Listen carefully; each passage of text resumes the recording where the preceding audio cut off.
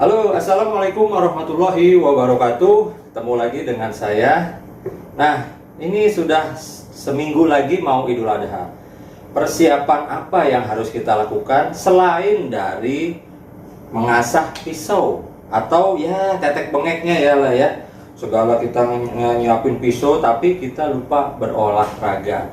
Nah, salah satunya yang saya lakukan, ini yang saya lakukan seminggu sebelum hari H itu saya berolahraga ya. Nah, ini pakaian mungkin atribut yang saya gunakan, tapi ada juga apron. Apron itu celemek ya, celemek yang saya pakai. Nah, apa saja yang akan saya lakukan? Nah, ini termasuk tadi apron ya. Apron, kalau misalkan Anda mau pakai apron atau mau pakai sarung tangan, ya silakan, bebas-bebas aja gitu ya.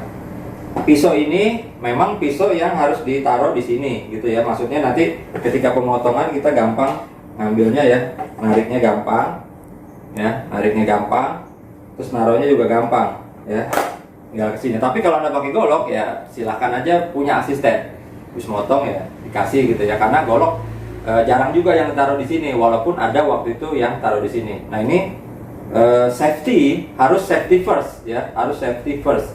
Nah, apa saja supaya menguatkan tangan dan tubuh kita? Jangan lupa yang masih muda, ataupun yang masih bisa berolahraga ya, kita harus menjaga kesehatan juga sebelum Idul Adha. Tenaga kita full ya. Oke, tetap ikuti di kegiatan saya. Apa saja olahraganya? Ini dia. Nah, masuk kepada untuk penyembelih ya.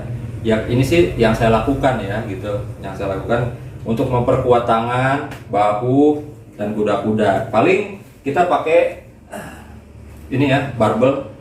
Ini yang saya punya cuma satu, karena bisa kita latih di rumah juga. Ini yang 5 kilo. Masing-masing silahkan bebas. Kalau saya sih biasanya untuk melatih kuda-kuda, karena kita motong tuh suka banyak kuda-kuda. Ya, jadi saya begini, dan ini untuk latihan narik. Kalau ada dua, bisa kita dua.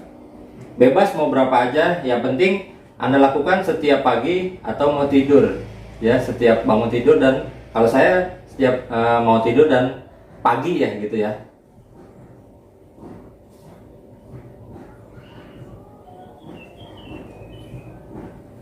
Ini gantian.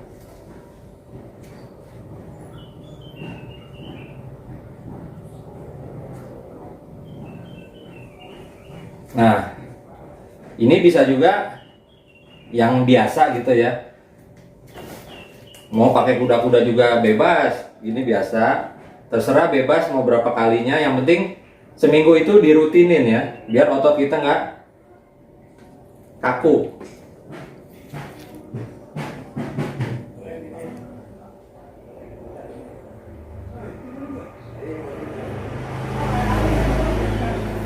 Nah, sekarang untuk melatih juga kuda-kuda dan tangan juga sama.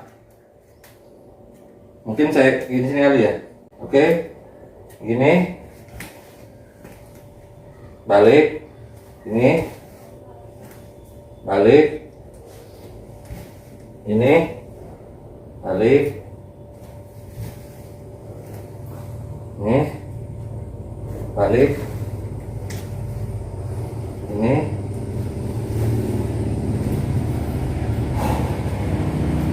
Atur napas.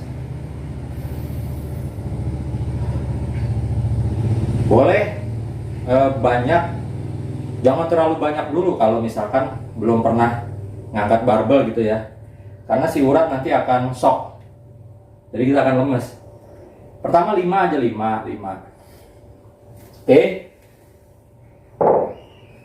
Untuk penguat tangan, push up juga bisa.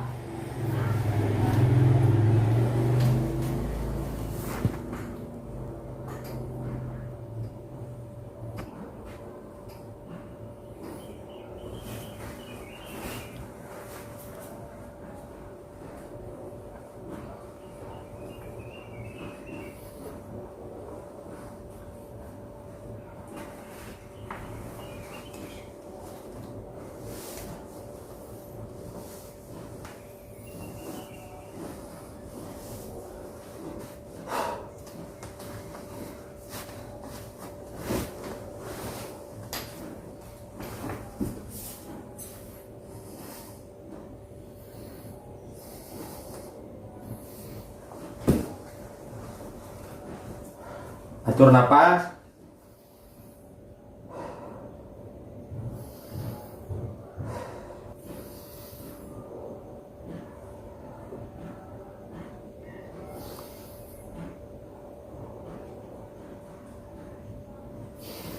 Nah, itu Anda bisa lakukan setiap pagi.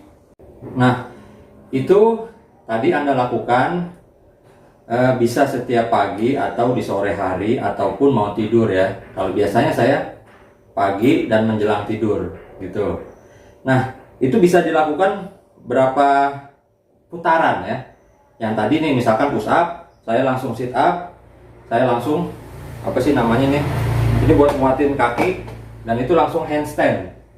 Dan itu saya hitung 5 5 5. Jadi ada 4 gerakan kalau saya push up, sit up 5, ini 5, handstand tahan di bawah 5, jadi total 20. Tapi harus cepat kalau saya gitu.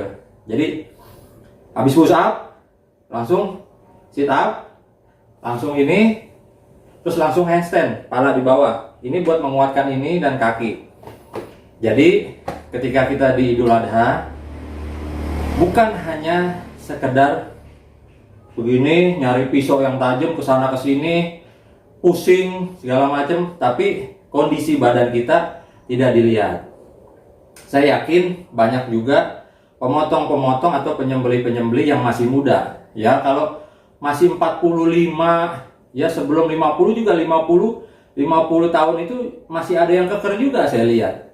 Jadi mereka itu ada juga yang main barbel, tapi yang pakai itu tuh barbel yang gede. Saya pernah lihat ada, dan itu fit ya. Maksudnya ketika kita Idul Adha, pulang Idul Adha, badan kita segar. Nah, tangan kita itu seenggak-enggaknya bisa menopang, nih saya tadi bisa memegang pisau ini dengan mantap. Ini narik, atau ini kuda-kuda, atau mau begini di bawah atau di begini, itu mantep ya. Sekali lagi, saya bukan profesional, tapi ini cara saya, kegiatan saya seminggu sebelum Idul Adha. Sekedar keluar keringat dan tangan tidak kaku.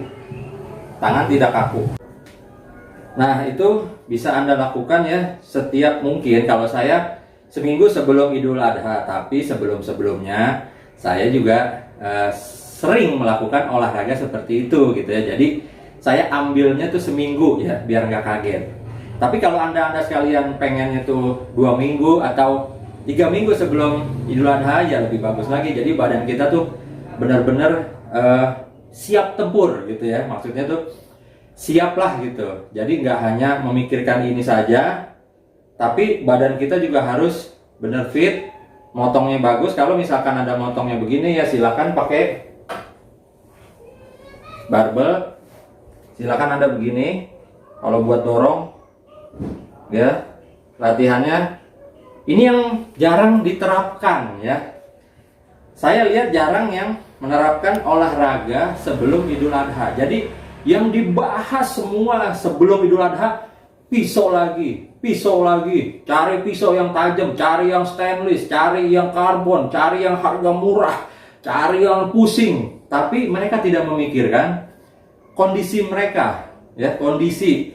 Bang, saya mau udah fit ya, silahkan. Kalau saya takut ngedrop gitu ya. Soalnya di pemotongan itu Idul Adha itu mungkin agak banyak sapinya.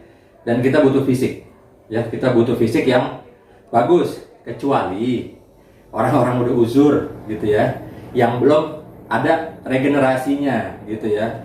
Yang mungkin bisa diregenerasi kepada yang muda, yang lebih fit, yang lebih fresh lagi, yang bisa diturunkan ilmunya kepada yang masih muda, yang lebih fresh, agar lebih baik lagi.